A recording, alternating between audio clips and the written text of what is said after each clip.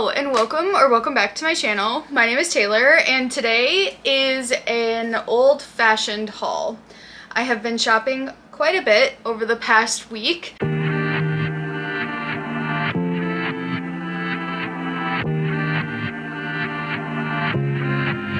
Didn't mean to, but here we are. I have one book from Barnes & Noble, some stuff from TJMaxx, an Amazon haul, and most of this stuff is from Goodwill. And I also went to the Shepherd's Harvest Sheep and Wool Festival this weekend, so I do have a little bit of yarn. So go grab something to drink. This is almost out. And we are just going to get started. Don't forget to give this video a like and subscribe to the channel for reading, crochet, lifestyle content. We have a lot of fun on this channel. I would love to have you join us. First thing, this is the only thing that I got from Barnes & Noble. This is Jessa Hastings' new book, The Conditions of Will. I know that in one of my most recent vlogs, I was talking about how I wanted this book, but I kept calling it The Convocation of Will, and now I'm just like, wow, that makes no effing sense, Taylor. Yeah, I really like Jessa Hastings. This is in the same world as Magnolia Parks. Georgia, yeah, Georgia is like, she's not in the inner circle or like in the boxed set as, you know, if you've read Magnolia Parks. She is like a friend of Magnolia's though, but she lives in the United States. So this book takes place mostly in the United States. It's also not a romance book. I know that Magnolia Parks is kind of seen as romance. I mean, I don't think it is, but that's not my call to make. I need to finish Magnolia Parks Into the Dark before I read this. So Magnolia Parks Into the Dark is high on my priority list now. So these came from a Goodwill that I stopped at before the Barnes & Noble trip because I was like, oh, there it is. Let's go see what books they have, because you just never quite know. And their book selection wasn't great, but I did find these four. So this first one is Thucydides' History of the Peloponnesian War. And this book is in rough condition, I'm not gonna lie. Like, it's not great, if you can see the side here. I know that I knew at one point, but this book kind of reminded me that the Peloponnesian War is what is more commonly referred to as the Trojan War. And I was like, what? I read the first like sentence of the introduction. It said, the fame of ancient wars is commonly fashioned by myth and romance. Helen of Troy, the Pass of Thermopylae, Alexander, Hannibal, these are the people and the incidents that keep wars alive in popular imagination. I think we forget that, you know, sometimes the myths that we're told are actually based off of real life events. The next book is Kamala Harris's book, The Truths We Hold, An American Journey. So she wrote, this book was published in 2019, so it would have been right before she became the vice president. On the back it says, from one of America's most inspiring leaders, a book about the core truths that unite us and how best to act upon them. So I just thought this was interesting. This one just made me laugh, this next one, but I am interested in reading it. The more I learn about things, the more I'm just like, wow, everything is awful. The Bush Hater's Handbook, a guide to the most appalling presidency of the last 100 years by Jack Huberman. I don't know if there's anything more I need to say about that. I just was kind of like, you know what, whatever. We'll see. And then this last one is definitely self-published, or this was like a small publishing house. Yeah, we got Nodin Press. This is 25 Minnesota Poets #2. And I just thought it might be interesting. I really like poetry. We'll see how it is. Everything is kind of jumbled, but it's also like slightly separated between each place I like got things from. Next, let's just do these four since they're right here. So these are from the Half Price Books, and I got them this past Sunday because I was just like, oh, I'm near one, let's stop by, see what they have. So these two I've looked at the past couple times I've gone into this particular store. So we have the Epic of Gilgamesh, which is, I guess, one of the oldest stories known to man. So on the back here it says, miraculously preserved on clay tablets dating back as far as 4,000 years, the poem of Gilgamesh, king of Uruk, is the world's oldest epic, predating Homer by many centuries. The story tells of Gilgamesh's adventures with the wild men of Enkidu and of his arduous journey to the ends of the earth in the quest of the Babylonian Noah and the secret of immortality. And then I also got Beowulf, a verse translation. I think it's pronounced Beowulf, because I feel like I've heard of this before. But it says, Beowulf is the greatest surviving work of literature in Old English, unparalleled in its epic grandeur and scope. It tells the story of the heroic Beowulf and of his battles, first with the monster Grendel, who has laid waste to the great hall of the Danish king Hrothgar, and then with Grendel's avenging mother, and finally with a dragon that threatens to devastate his homeland. So I thought that might be kind of interesting. I've just been really interested in getting culturally significant works. No particular reason. There's not a socio-political thing happening that would make me want to do that at all. Anyway, the next book is How to Read a Book, The Classic Guide to Intelligent Literature by Mortimer J. Alder and Charles Van Doren. Some of the chapter titles are The Activity and Art of Reading, The Levels of Reading, so the first level, elementary reading, the second level, inspectional reading, How to Be a Demanding Reader, Pigeonholing a Book, X-raying a Book, Coming to Terms with an Author, Determining an Author's Message, Criticizing a Book Fairly. I just thought this was really interesting, so we'll take a look at what's in here. It says, with more than 500,000 copies in print and as absorbing and applicable today as it nearly was 75 years ago, How to Read a Book remains a rare phenomenon, the definitive guide to reading comprehension and retention for students of literature, scholars across disciplines, and anyone who simply loves to read. So I just thought that was really interesting, something I really hadn't seen before. And then this last book is a textbook, but I've seen it a couple times when I've gone in, and I've looked at it every time, and I was just like, you know what? Let's just buy it. So this is the Wadsworth Anthology of Drama by W.B. Worthen, 5th edition. So theater is always something that has interested me, and I was like, there's no reason for me to buy a textbook. Why not, I guess. So some of the chapters, that goes by units because it is a textbook. So the first one is like classical Athens, and it talks about like the theater of Dionysus, theater and social life, drama and performance, women in the Athenian theater. And then like unit 2 is Japan, and unit 3 is medieval Renaissance. And then we have early modern Europe.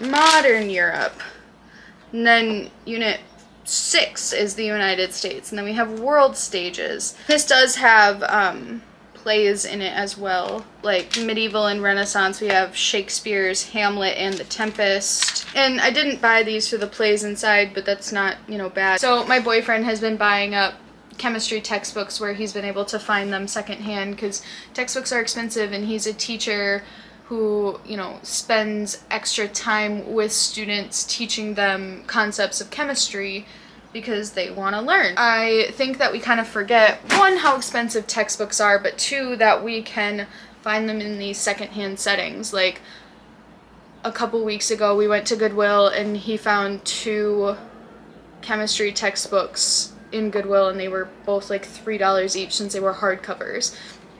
But retail, these books are like $200, which is insane. I don't know, I just thought that that would be interesting. Let me know if that's something you would want me to like talk about on the channel, if like I'm reading it and we can talk about theater and all that stuff. I only took 1 theater credit in college. I did like an intro to theater course because I needed like a fine arts class, and then I also was in Legally Blonde and a play called Fefu and Her Friends. So like, I really like theater, it's just not a part of my life now, but that doesn't mean I don't still want to learn like the history of stuff, because right now I feel like I'm learning so much like United States history, and while it's still interesting, it's just so depressing. I want to learn about the history of like something else too. Next, let's do TJMaxx. We all know, I know that tariffs just got pushed back another 90 days, but I just don't want to take any chances on things. I'm trying to stock up where I can, so I stopped by TJMaxx to get a few things. So I got some lotion. I got, what is this, goat milk almond oil blend body lotion in the smell like almond vanilla. And then I got goat milk and honey restoring hand and body lotion and honey almond. So I got these. You'll notice most of my stuff, it's vanilla or vanilla almond. These are just the scents I like. I did try the lotions. They are pretty good. So I got those. And then I got some body washes. These are so big. I got this Farm and Table Vanilla Almond Calming Comfort Shower Gel and Pink Sky Soothe Sweet Vanilla. And then I also got Joico because this is what I found works for my red hair. When I color treat my hair, these are what works well for me. I prefer the colorful, the anti-fade shampoo, but they only had the shampoo of this. They didn't have the conditioner. So I got the K-Pack Color Theory Color Protecting Conditioner. I like this, just not as much as this. But a liter of these lasts me about a year plus because I wash my hair about 2 times a week. So I figured that, you know, these, and then I still have some in my shower. That would be, you know, a fine stock up. And then my grandma always likes to look in like the jewelry stuff, and you know, like the Van Cleef bracelets that are like really big right now, like the $5,000 ones, the clovers on them. I saw this necklace that goes with another piece of jewelry that I bought, and I just thought it was cute and pretty, so I got it. So I'm excited to wear that whenever I get the chance. I, you know, haven't been doing too much, and I don't want to like wear one of these pieces and then like tarnish them because I get all sweaty. Let's just do Amazon. So first thing from Amazon is the Van Cleef bracelet dupe. I hate that word. A knockoff, I guess. So it's just gold chain with the clovers. I really like the style of the bracelet, but I do not have $5,000. Props to you if you do. I do not. So I got that. And then I got a 4-pack of these black fans because my AC, first off, doesn't work very well, but I always find myself wanting one of these when it's like extremely hot outside. As I've said before, I'm not good at regulating my body temperature, so it just feels nice to have this. And then I can just throw one in my purse. I have one on my end table over here. So the 4-pack was a good choice, and I can just, you know, have them at a moment's notice. Next, I got a coloring book. I got this Veggie Life Fruits and Vegetables coloring book by Hikaru Coates. I think these are the ones that everyone's like really into right now, like on Color Talk. But I saw this when I was looking up ones by the same person who did the other coloring book that I have that I really like. But I was just like, oh, this is so fun. And I kind of like that they are not a lot of like really small, fine details. And then the last thing is a clothing item. So this is a maxi skirt. This is a black maxi skirt. And I got it in a 2XL, which is good for my hips, but the length, it's just kind of long. It's one of those tiered ones. It's the most basic girl like maxi skirt. Like everybody has a maxi skirt like this, whether it be black, white, whatever color. So I have been like going to thrift stores, and I can't find one either in my size or just like a plain black one that I like or that fits me. So I just caved and was like, I want this. I've wanted this for a while. I think that I'm going to wear it for a while. Whenever I get things, buy things, especially clothing items, I really do wear them for years and years and years. So I do take a lot of care to think about what I buy, like the clothing that I buy, so that I'm not just like buying and then donating right away. I mean, I am human. Sometimes it happens. Sometimes you think that, you know, you'll wear something a lot and then you don't. Next, let's do what I got at the Sheep and Wool Festival. So I had so much fun at this. There were so many vendors and so many great things to like look at and see. I did not plan on going to this at all. I didn't know what was happening. My mom sent me like a screenshot of like, hey, this is going on. Went, and I tried not to spend too much money. So These two are from the same person. Interlacements yarn.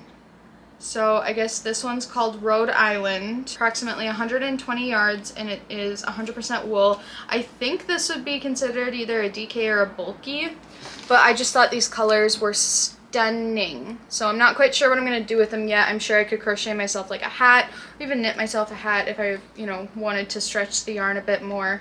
But I just thought it was so pretty. I don't have anything like this. I normally don't buy colors like this. I also wasn't able to find a second skein of it. It was in one of their bins that's definitely like a sale bin of some sort. So I got the two of these. I got both of these from the same people, and it was $28, I believe, so 16 each. And then I got this vat of roving, and I thought it was so gorgeous. So this is approximately 3 ounces. And it doesn't have like a color or anything on it, but it reminded me of fire, and I like red and orange a lot. Red and orange have really been, I've always liked red. Orange has been like a new development, but I mean, it's been going on for like at least a year at this point that I've been really enjoying orange, so I'm just going with it. So I got those two. And then Crafty Like a Monkey is having a fundraiser with Stardust Farms, which is a non-profit. She explained it to me. All I know is that she's giving 100% of the proceeds to this place called Stardust Farms that do stuff for LGBTQ youth. And so what she did was she 3D printed these llama duck stitch markers, and they were $5. So I'm gonna find her website and link her down below if you want to go support. They have like the little safety pin kind of closure. And I know that I will be using these for sure. I'll just have to try and make sure that my cats don't get into them. They are in a rainbow. They are perfect for Pride coming up. So I suggest if you're in the market for some stitch markers, I do recommend picking these up. And then the last one is so like dear to my heart. So Maker's Way Fiber Mill is a fiber mill that is based in South Dakota, and when I lived in South Dakota, the yarn store there, Prairie Road, also carried Maker's Way fibers, and so we're mutuals online. I really like their stuff, and they do this fun thing where they take their mill ends and they make these very cool and interesting skeins of yarn. So I bought 3 of their mill ends. One of these is 2, but like I like the fade that we kind of got going on here. So these were 16 each, and they're I would say like DK weight, so just a little bit lighter than worsted weight, and it can contain alpaca. Most of it's wool. I want to do some sort of scarf shawl, like a bulky scarf shawl with these, because I have about 600 yards here, and I'm very excited. So then we have like the nice like fade, and it was really cool that they had ones that like kind of went together like this. So I'm very excited about these, and they're great people who run the Maker's Way Fiber Mill. They have lots of really fun stuff. So that's what I got at the Sheep and Wool Festival. And then this last stuff is all from the Goodwill trip that was after we went to the festival. So the first thing is a clothing piece. This is a skirt, and I saw skirts like these were pretty popular last year. It's the only way I can think of describing this is like a winter skirt. So it's a little bit thicker, and it has this like waffly pattern on it. I'm not sure. The brand is called Entro, but I don't know where that is sold. I got it for $8.99 because I'm thinking like leggings, the skirt, t-shirt, going to speech practice. Like that's the thought process. This Goodwill had like the best selection of books that I've seen in so long. Maybe the best is a little overreaching. The biggest selection for sure. The shelves were packed end to end, and there was this one store worker who was clearly trying to put even more books on the shelves, and when he was doing it, like the entire thing was shaking. There was just no room for more books. So obviously I saw it as my duty to pick up as many books as possible. But really, I found a lot of really good finds. So a lot of these are books, and then I also got some games and a few DVDs. So I got 2 DVDs. I got Monty Python and the Holy Grail and The Princess Bride. I feel like 2 that are kind of cult classics. I have been trying to buy more digital media where I can, so I just thought that these 2 were kind of quintessential to a collection. And then I really hit the jackpot. Oh my gosh, I've been finding so many good things in the game sections of Goodwill, so don't overlook those. I got New Phone, Who Dis, which I know this game is so old, but it is so fun, so I'm excited about that one. And then this one is like so new, I'm kind of surprised that it was there at all, but I'm so excited because I did want this game. I literally told my boyfriend, I was like, but I don't need it, because these games, they between, let's say $19 and $25, like that can be a lot of money sometimes, especially to like kind of take the chance on a game. But we got Hot Takes, the party game of spicy opinions. On the back it says the host draws a card from the deck and players place their opinion and split into teams, and then you debate, and then the judge decides them. So a hot dog is a sandwich. You either agree or disagree, and then you debate. And so I just thought that would be really, really fun. So these games were, so this one was $4.99 and this one was $6.99.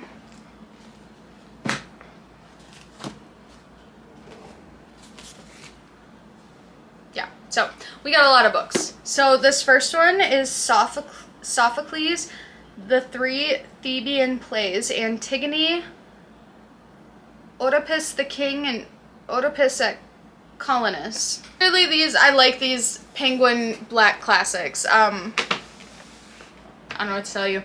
On the back it says, towering over the rest of Greek tragedy, these 3 plays are among the most enduring and timeless dramas ever written.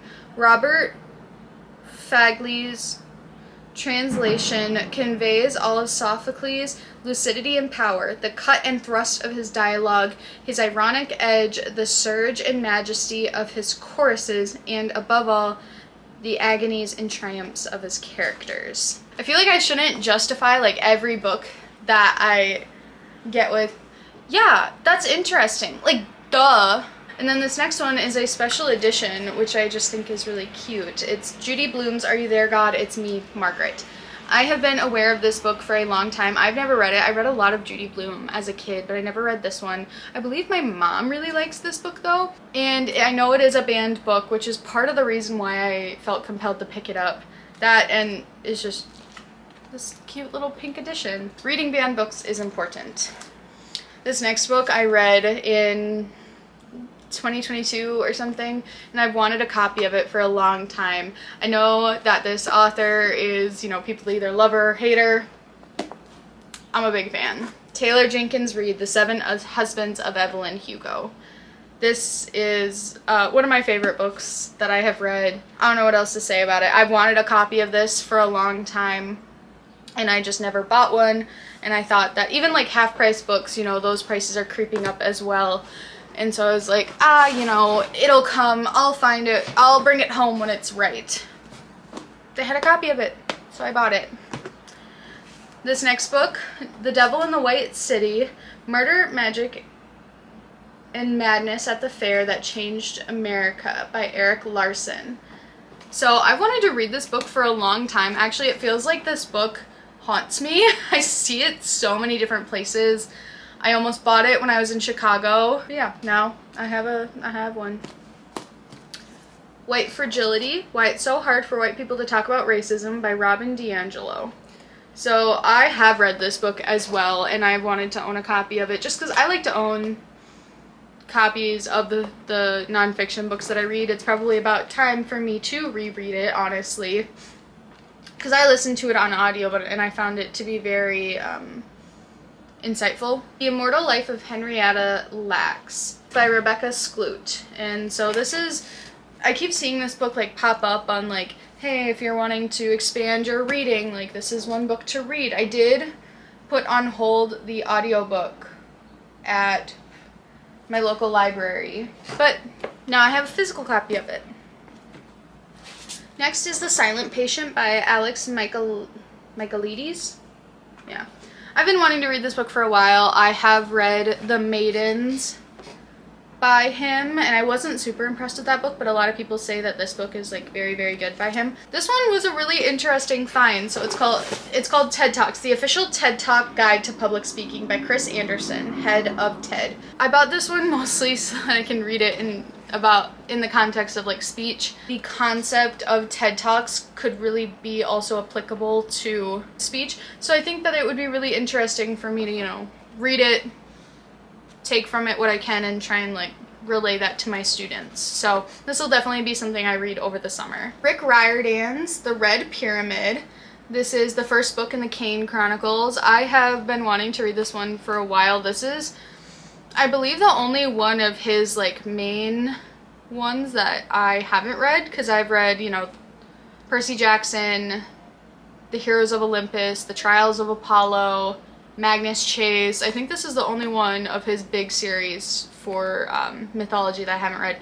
This one is about Egyptian gods, and it's a trilogy, so these ones are a little bit thicker than the Percy Jackson ones. And these last two are little mass market paperbacks. I have To Kill a Mockingbird by Harper Lee. I read this in high school, and I remember not resonating with it in high school. It is time for me to reread this. I know that this has a very big cultural place within history for a reason. It's something that I feel in my life I need to revisit. So I got that. This copy is like super beat up, but the text looks fine. It's a little annotated. And then I got Anne Frank, The Diary of a Young Girl. I had a copy of this somewhere, but I don't know where it went. So yeah, those are all of the books that I got at that. This is 11 books that I got at Goodwill. And I will say this Goodwill had, so it had the most books, but it had the most Bibles and the most copies of What to Expect When You're Expecting that I've ever seen. Like there were at least 12 copies of like What to Expect When You're Expecting, and then What to Expect When You're Expecting the First Year. And I was just like, there are so many of these books. I don't know, and it's interesting too, because you know how people are like, oh yeah, you always see like all of the Twilight books, all of the Hunger Games books, or like all of 50 Shades of Grey. Didn't see them. Like there was one Twilight book and there was like one book of 50 Shades of Grey. That's it. I was like kind of floored by that, but it was really interesting. It just like the different books, because you know when you go book shopping and in Goodwill, like I said, sometimes there are just that many duplicate books. That is everything I have for you today. Thank you so much for watching. Hopefully you liked this. It's definitely an old school haul. I don't normally do big shopping hauls like this. I know that I just posted a book haul not too long ago. None of this all happens at once. It is what it is. But yeah, buy secondhand when you can. I've really been having a lot of good luck with thrift shops recently. And my boyfriend also had really good luck. He found badminton rackets for us. And so we're just going to, I guess, hit the birdies around with each other. So anything with rackets, I guess we like, so we play tennis together too. Thank you so much for watching today. Don't forget to give this video, I feel like I know other YouTubers do this, give it a like. I watch this fitness YouTuber who does that. And it's so cute. But yeah, don't forget to give this video a like and subscribe to the channel for more crochet, reading, and lifestyle content. And I will see you guys next time. Bye!